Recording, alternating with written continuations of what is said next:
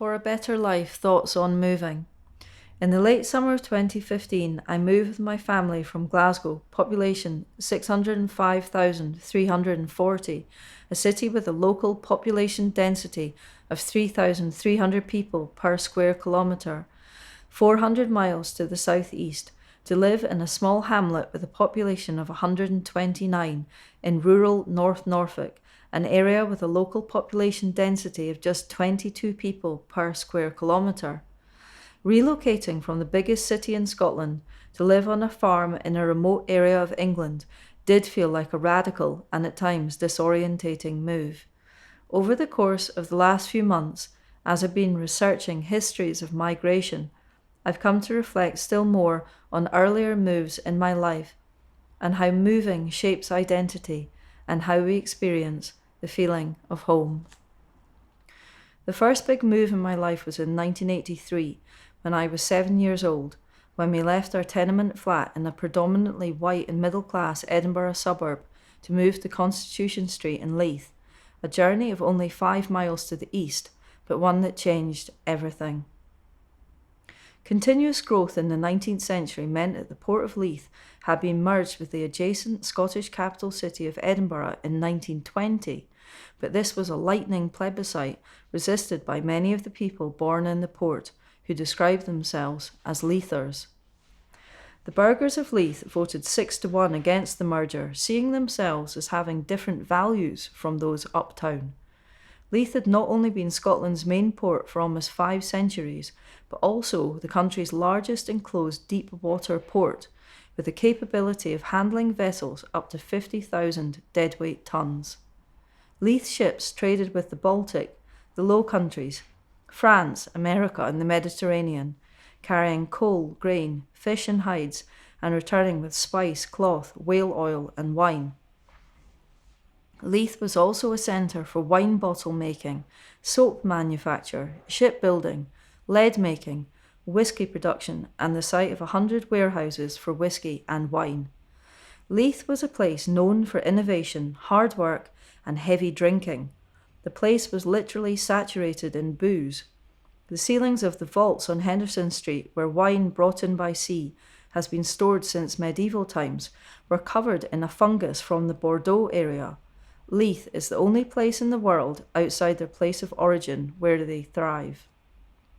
Leith had its own provost, magistrates, criminal court, town hall, and council. The borough ran their own police and fire service and had their own bylaws, one of which meant that the denizens of Leith were allowed to drink half an hour later than their Edinburgh neighbours. The Boundary Bar, which stood on the old boundary line between Leith and Edinburgh on Leith Walk, held 2 licences, meaning that up until 1920, when drinking up time was called on the Edinburgh side, the clientele would simply move across to the Leith side of the bar. Until 1923, it also used to be the case that Leith travellers had to disembark their electric trams halfway up Leith Walk to board a cable-hauled Edinburgh tram. When we went to Leith to see our new house, the maroon Lothian Regional Transport bus sailed straight through that historic border, but it was clear we were entering a different land. For starters, Leith was a much more ethnically diverse neighbourhood than the one we had left behind, which had attracted Irish and Italian immigrants since the 19th century, and more recently had become home to African, Caribbean, Asian, and Eastern European communities. There were loyal congregations at both nearby St. Mary's Star of the Sea and the Sikh Temple, and our local favourite restaurants included Cavio's Pizzeria, where the waiters threw dough across the room, and Tommy Mia's acclaimed Bangladeshi restaurant, The Raj. The Port of Leith Bar on Constitution Street had been hosting dockers and visiting sailors for decades under landlady Mary Moriarty, the Queen of Leith. Those seeking a lock-in after midnight were admitted to the bar by simply knocking on the side door. But Leith in 1983 was only just beginning the process of coming up that has today resulted in such pronounced gentrification, and it was still a very troubled place with high levels of crime, heroin addiction, and an unofficial tolerance zone for street prostitution on Coburg Street. The former church warden's house that we moved into on Constitution Street had been derelict for 7 years and had been squatted by homeless and drug-addicted people. The room that was to be my bedroom had no floor, as some of the squatters had lit a campfire right on the wooden floorboards. All the copper pipes had been stripped out and sold, and all the windows were covered over with sheets of corrugated iron. There was no heating, lighting, or running water. I found the move to Leith exciting, but at times it was a challenge. As a teenage girl, I used to walk down the street at night with my keys in my hand, the tip of one key poking through my knuckles. It was common to be apprehended in the street by someone on drink or drugs, either begging, making a proposition, or looking for a fight. When I read Irvine Welsh's Trainspotting, set in 1980s Leith, I recognised as accurate his portrayal of poverty and degradation in Leith, but also smiled at the local energy he captured, the humour, grit, and magic of Leith. At Hogmanay, all the ships docked at Leith would sound their horns. When the local football team, Hibs, who were known for snatching defeat from the jaws of victory, triumphed in the 1991 Skull Cup final, Duke Street was lined with fans cheering as the team passed in an open-top bus. The borough motto of persevere encapsulated the hard-working and against all odds spirit of Leith. When I moved to Glasgow at age 17 in 1993 to study at the university, I felt at home there straight away, although I didn't know a single person there. Glasgow was like Leith writ large, operatically large. Glasgow had grown from a small town to a polluted, overcrowded metropolis in the space of 100 years. By the late 19th century, the city's population had swelled enormously, mainly due to the massive influx of settlers displaced by the Highland clearances and the Irish potato famine. The majority of the first Irish settlers were Catholic and worked mainly as sweated labour in the new industries, textiles, chemical and dyeing works, and as casual construction workers and dock labourers. The smaller community of Protestant Irish immigrant workers were more concentrated in the textile trades and later in shipbuilding and engineering. By 1900, the city was the jewel in Queen Victoria's crown, the very cradle of the Industrial Revolution, where engineering and shipbuilding prowess earned the city the moniker of Workshop of the World. By the 1930s, Glasgow had over 130 cinemas, and by 1946, the city had 93 dance halls.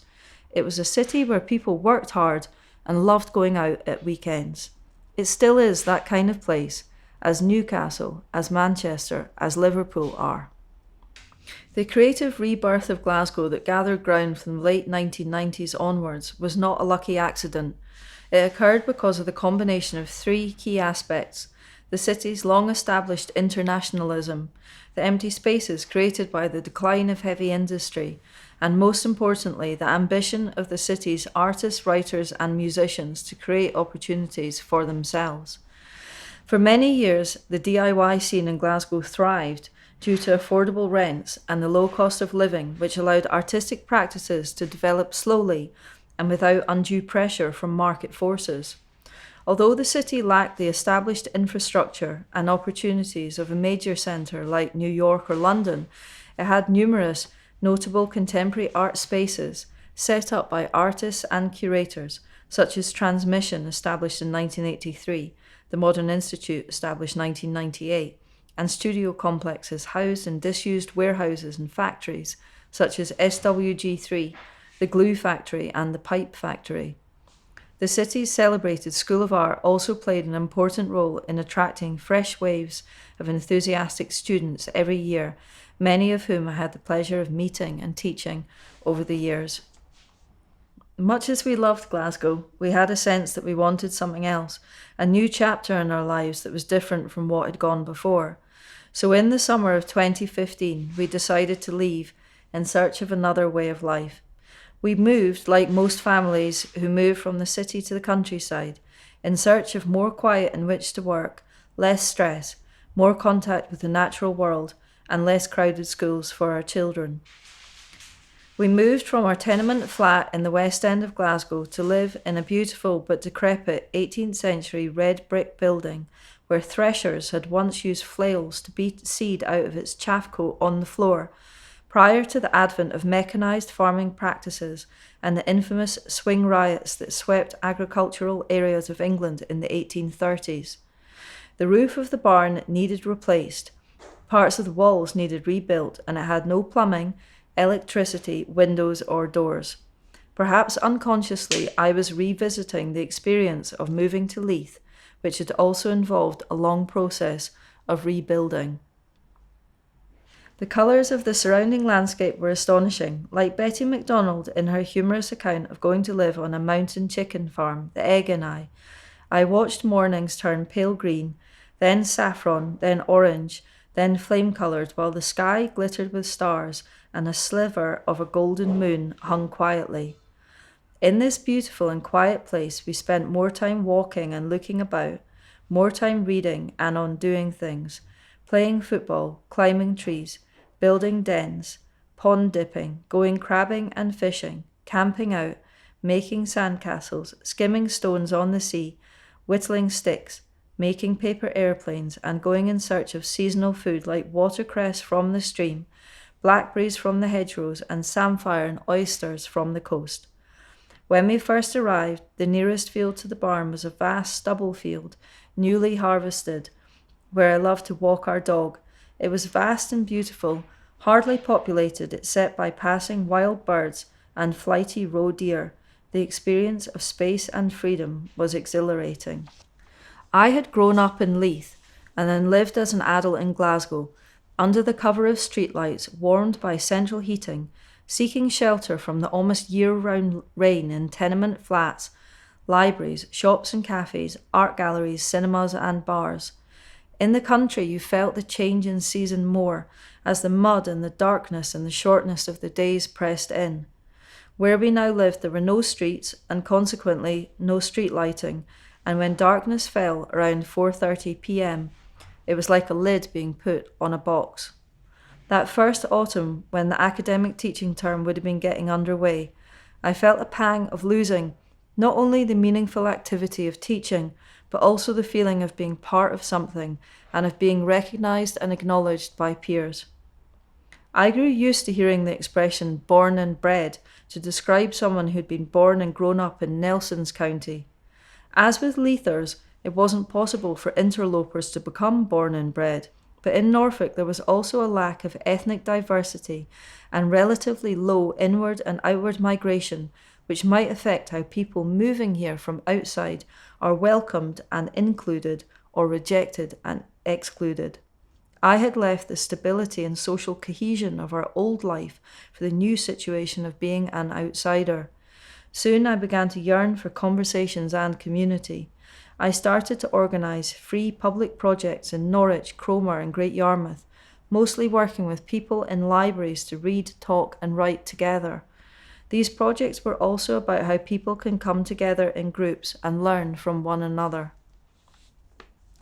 Earlier this year I began working at Time and Tide Museum in Great Yarmouth to deliver a project called Migration, Heritage and Belonging, which involved collecting oral histories from local migrant communities. I wanted to work on this project mainly because the energy, historic atmosphere and diverse communities of Great Yarmouth reminded me of Leith and of Glasgow. In 2019, 96.9% of Great Yarmouth's population identified as ethnically white, broadly in line with the rest of Norfolk. However, in the two wards covering the town centre, Nelson, Central and Northgate, 18% or 3,081 people do not identify as white British, and it's estimated that 7,000 people in the borough are non-British. Around 1,170 children living in Great Yarmouth have a first language other than English, speaking around 50 languages, with Portuguese being the most common, followed by Polish and Lithuanian.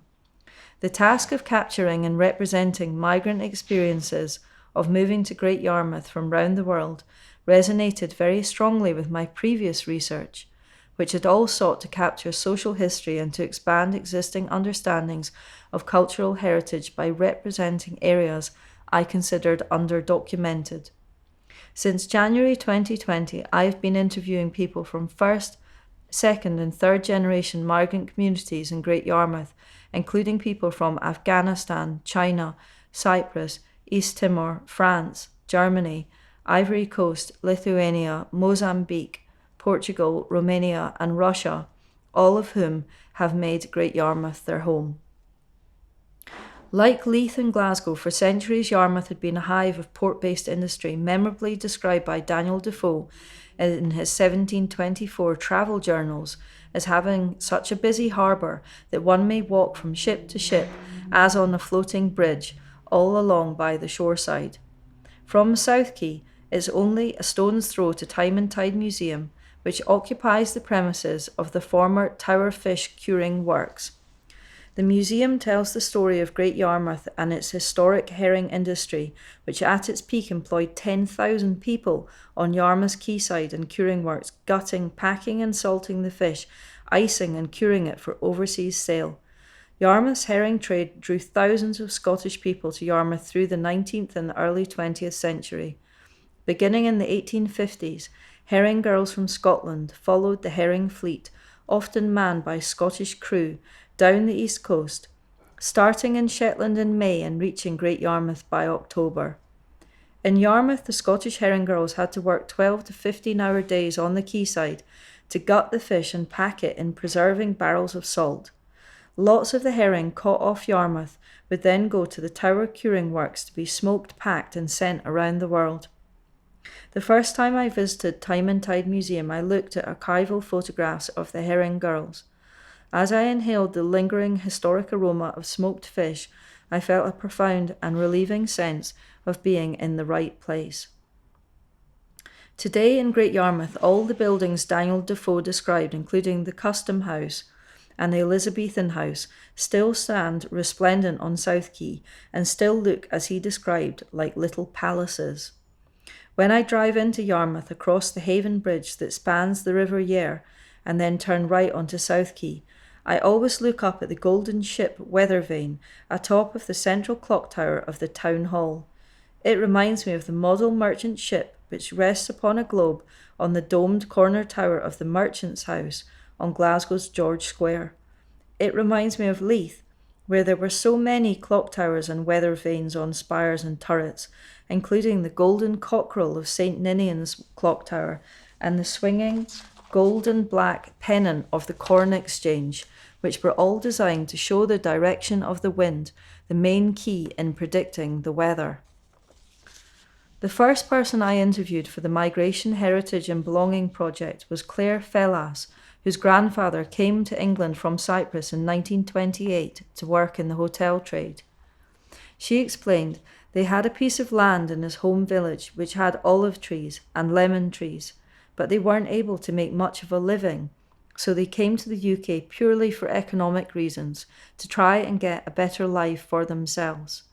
That phrase, a better life, recurred over and over again in the interviews I carried out.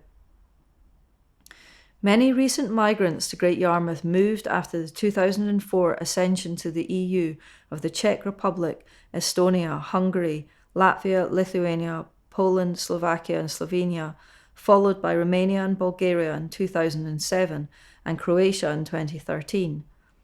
For those migrant people with limited spoken English, many initially seek employment such as cleaning work in the region's many holiday caravan parks or working in the Bernard Matthews turkey processing facility in nearby Holton, Suffolk. Musician and community activist Pedro Casimo, who moved to Norfolk from Portugal in 2008, explains, "That's the first thing that an immigrant would look for, work. When they come for work, obviously they see where the easiest access is, because first the language is a barrier, so you need to go for something which they can work on and not speak much. People don't come here just to sit down. That's the reality. People want to grow up in life." People said they had moved to Great Yarmouth for a better life, to try and get a better life, to make a better life, to try and have a best life, for a better education and life, to find good life and a good life for the future, to have a good life, to have a better life here, to give us a better future than the past. Some of the people I interviewed had left their country of origin in traumatic circumstances, and most had travelled to the UK believing there had to be better educational and employment opportunities here.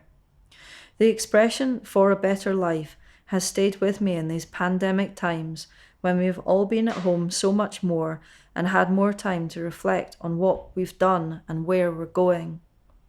Ralph Waldo Emerson once described success as being able to leave the world a bit better, whether by a healthy child, a garden patch, or a redeemed social condition.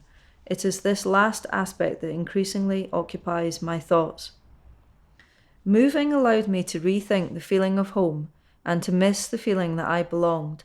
I realised I could get that feeling from places where people congregated, in streets and buildings, on piers and quaysides, in libraries, museums, cinemas and football grounds, a sort of psychic community of bodies, concentration, actions and atmospheres of the past. That was the feeling of being in the right place, a kind of premonition, like something is happening that happened before. I realised that this feeling of community is often unspoken. Often I have felt most at home amongst strangers, walking through a crowd of people, speaking languages I don't understand.